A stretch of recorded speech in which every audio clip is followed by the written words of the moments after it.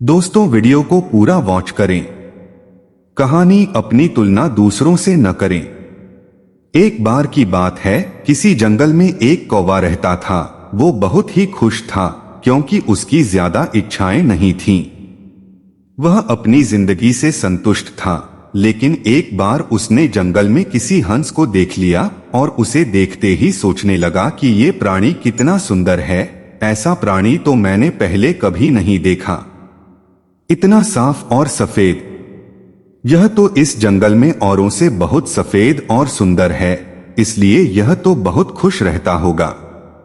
कौवा हंस के पास गया और पूछा, भाई तुम इतने सुंदर हो इसलिए तुम बहुत खुश होगे।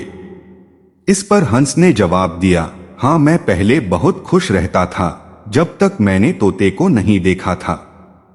उसे देखने के बाद से लगता है कि तोता धरती का सबसे सुंदर प्राणी है। हम दोनों के शरीर का तो एक ही रंग है, लेकिन तोते के शरीर पर दो दो रंग है। उसके गले में लाल रंग का घेरा और वो सुर्ख हरे रंग का था। सच में वो बेहद खूबसूरत था। अब कौवे ने सोचा कि हंस तो तोते को सबसे सुंदर बता रहा है, तो फिर उसे देखना होगा। कौवा तोते के पास गया और पूछा, भाई तुम दो दो रंग पाकर बड़े खुश होगे। इस पर तोते ने कहा, हाँ मैं तब तक खुश था जब तक मैंने मोर को नहीं देखा था। मेरे पास तो दो ही रंग हैं, लेकिन मोर के शरीर पर तो कई तरह के रंग हैं। अब कौवे ने सोचा, सबसे ज्यादा खुश कौन है, यह तो मैं पता करके ही रहूंगा। इसलिए अब मोर से मिलना ही पड़ेगा। कौवे ने मोर को जंगल में ढूंढा, लेकिन उसे पूरे जंगल में एक भी मोर नहीं मिला और मोर को ढूंढते ढूंढते वह चिड़ियाघर में पहुंच गया तो देखा मोर को देखने बहुत से लोग आए हुए हैं और उसके आसपास अच्छी खासी भीड़ है।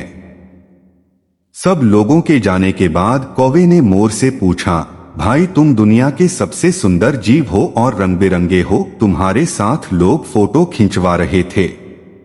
तुम्हें तो बहुत अच्छा लगता होगा और तुम तो दुनिया के सबसे खुश जीव होगे।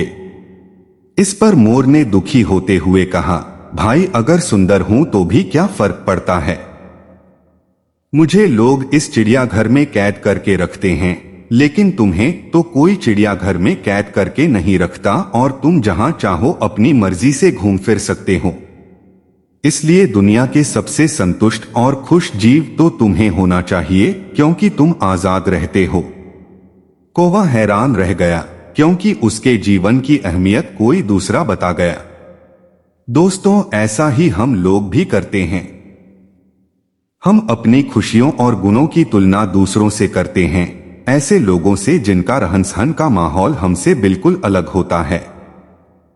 हमारी जिंदगी में बहुत सारी ऐसी चीजें होती हैं जो केवल हमारे पास हैं, लेकिन हम उसकी अहमियत समझकर खुश नहीं होते। लेकिन दूसरों की छोटी खुशी भी हमें बड़ी लगती है, जबकि हम अपनी बड़ी खुशियों को इग्नोर कर देते हैं।